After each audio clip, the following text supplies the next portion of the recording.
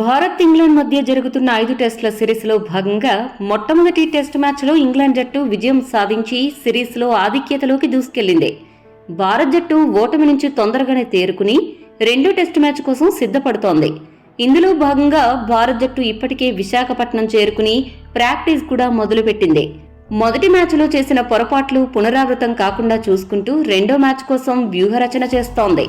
కొంతమంది కీలక బ్యాట్స్మెన్ అంచనాలకు తగ్గట్లుగా రాణించకపోవడం వల్లనే మొదటి మ్యాచ్లో భారత్ జట్టు ఓటమి పాలైందని అందరికీ తెలిసిందే.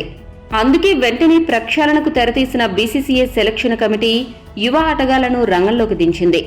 దేశవాళీ టోర్నమెంట్లో పరుగుల వరద పారిస్తున్న రజత్ పాటీదార్, సర్ఫరాజ్ ఖాన్ వంటి ఆటగాళ్లు ఇప్పుడు అంతర్జాతీయ స్థాయిలో కూడా తమ అదృష్టాన్ని పరీక్షించుకోనున్నారు.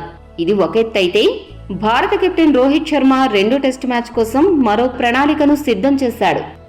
రోహిత్ శర్మ ప్రణాళిక ప్రకారం రెండో టెస్టులో భారత్ జట్టు ఏకంగా 4 స్పిన్నర్లను బరిలోకి దించబోతున్నట్లు సమాచారం. మొదటి టెస్టులో గాయపడిన రవీంద్ర జడేజా జట్టుకు దూరమవడంతో అతని స్థానంలో వాషింగ్టన్ సుందర్ తుది జట్టులోకి రానున్నాడు. అతనికి జతగా సిరాజ్ స్థానంలో మరో స్పెషలిస్ట్ స్పిన్నర్ కుల్దీప్ యాదవ్ కూడా జట్టులో చేరనున్నారు. ఇక రవిచంద్రన్ అశ్విన్, అక్షర్ పటేల్ ఎలాగూ ఉండనే ఉన్నారు. ఈ నలుగురు కలిసి స్పిన్ ఫ్రెండ్లీ అయిన విశాఖపట్నం వేదికపై ఇంగ్లాండ్ జట్టుకు చుక్కలు చూపిస్తారని జట్టు యాజమాన్యం భావిస్తోంది.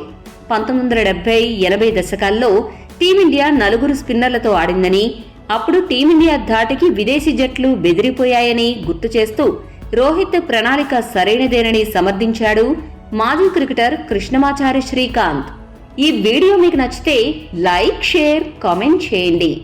మరిన్ని స్పోర్ట్స్ అప్డేట్స్ కోసం మా ఛానల్ను సబ్స్క్రైబ్ చేసుకోండి.